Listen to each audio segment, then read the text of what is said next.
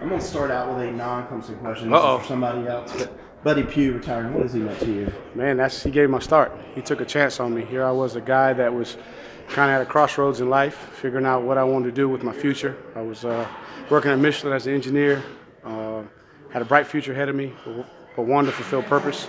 And I felt like coaching was the best opportunity to fulfill purpose. And he took a chance on me. He gave me a job, no experience. He went on the word of Brad Scott and Coach Sweeney and Coach Bowden to give me an opportunity. And if it wasn't for him, I wouldn't be here today. I wouldn't be a part of this program. What has he meant to so many kids, across the spectrum? I was only around for 2 years, but to see how he tried to run that program, to do everything first class, to hold those young men accountable, and the ones that I still have communication with from South Carolina State to this day, they talk about the impact that he was a hard man. He was a hard man on his coaches, hard man on his players, but you knew it was tough love, and he knew those kids needed tough love, and the ones that went to play for him, they knew what they were getting into, they wanted it, and obviously there was always challenges, whenever you're a coach with young men, but hey, he's changed a lot of lives, including mine. Coach Sweeney wasn't really happy with where the team was when he talked to him last Friday. With finals behind the players, have you liked what you've seen in the last few practices? No question. That was a challenging schedule, not just for the players, but for coaches as well. We're trying to recruit. We're trying to, balance practice and do a lot of different things. But once that weight was off their shoulders with no more finals, you instantly saw an increase in energy. A lot more focus, and I think that they felt like they were in a good place to be able to turn the page and start focusing on what we need to get done for this bowl game. I think we're going to get a dynamic playmaker. Obviously, his body type right now is a little bit different than what we have. He's a smaller guy. The reason I fell in love with him is he reminded me a lot of Andre Ellington. When you watch his style, he's got great feet, great burst. He's fast. He's not a blazer, but he can run. You look at what he's done in his career. He knows how to make plays, and I think once he gets here in his weight room on our meal plan, being around these older guys, learning the game, I think you're going to see a guy that's very similar to Ellington.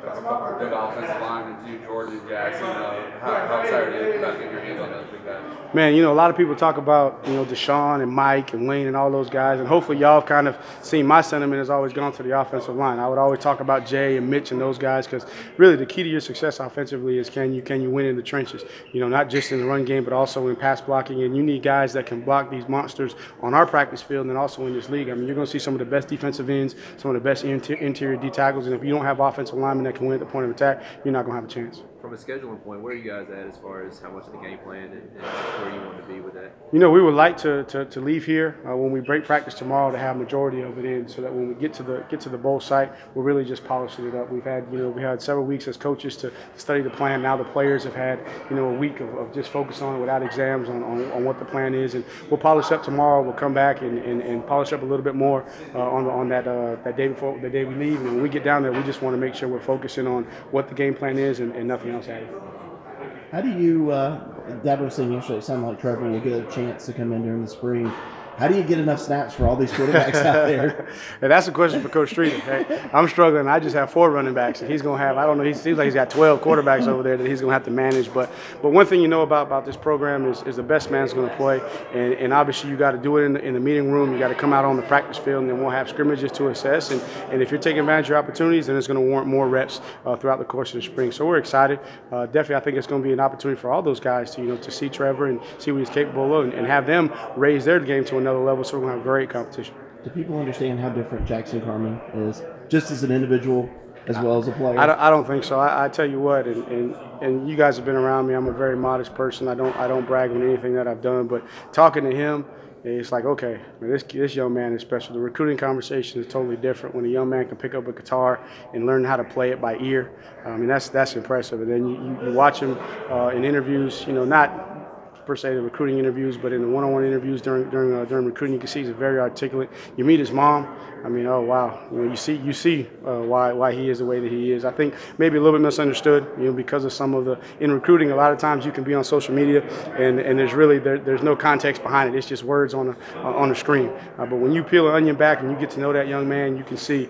And then obviously too, I think with his background, my background, we had a lot of similarities. So there was a good connection there.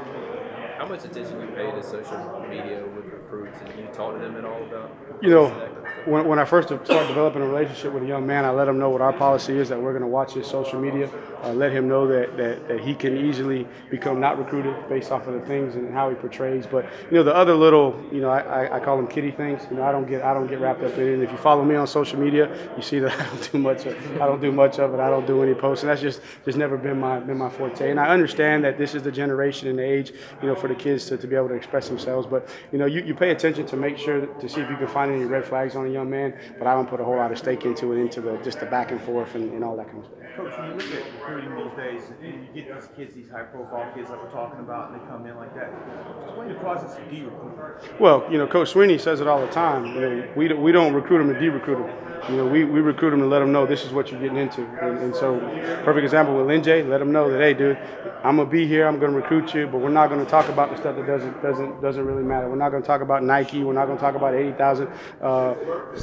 fans in the stands. We're gonna talk about you're coming in, you're going to the back of the line, and if I'm doing my job as a position coach, I got 4 dogs, right, that have been trained, and it's gonna be your job to go out and beat those guys out. And so you don't paint the picture of something that it's not. And so that's one thing that I appreciate about Coach Sweeney, and it gives us, the comfort of going into homes to say, this is exactly what it is. So if you're not looking for structure, you're not looking for discipline, you don't want to go to class, you want to be a young man that's going to cause problems, then this isn't the right place to you. And it's not personal, but when you get here, it is personal because we care about you as a man, and we're going to build you as a man. And obviously you're a child now, but you got to transition into a man. So it's our responsibility as adults, we're not perfect people, to make sure that we're coaching you to become a good young man. Follow up on that. What about recruiting to your alma mater? How's that feel? Oh, I tell them all the time. I said this is very, very special for me. I take a lot of pride because not just that they employ me, they pay my salary and take care of my family, but I wore that Tiger paw. I got blood, sweat, and tears equity on that field. I take a lot of pride. And you know what? I got a lot of teammates that are counting on me to carry forth the legacy. And there was guys that, they went in a different route and they changed the culture and the mindset of what we have. And all of us alumni are so proud of where the program is. And it's my responsibility to make sure that I bring the right young men to carry that forward. How much fun was a day like yesterday for the coaches? Man, fun. It is fun. For me, it's fun to see a young man who's worked so hard this far in his life to accomplish a goal. It's stressful at times too because there is a little bit of uncertainty, going into it. But you try to find your peace in understanding that you're going to get the guys that you're supposed to get, and those are the ones that want to come to Clemson. But it's fun to see the excitement and just to hear that when you talk to a mom, like for instance Linjay's mom, and you just hear how happy she is that all the hard work that she put in is paid off, and that she feels comfortable and confident with the men that she's sending her young man to help him develop into the man that she wants him to be. So that's really where I find my joy on signing day. Some of the players were saying yesterday there's a difference between thinking you can beat Alabama and actually going out there and doing it. From a mental standpoint, the fact that you guys have done it, do you think that helps? I think that was evident definitely last year. If you look at the 15 game, we knew we belonged. But we hadn't won that game yet, and so there was a little bit of okay, we think we're good enough, but then after you actually accomplish it, you're good enough, and so that resonates throughout the entire program. And I think that's part of the way that Coach Sweeney does with these young men, is just the positive way of thinking. You got to dream big, you got to believe, and if you can't see it, you're not going to be able to achieve it. And I think that's probably his greatest asset, as a man, is that he's a man of vision. He's able to get other people to buy into that vision, which gives them the confidence to know that they can accomplish the goals that they have set for themselves. Everybody good?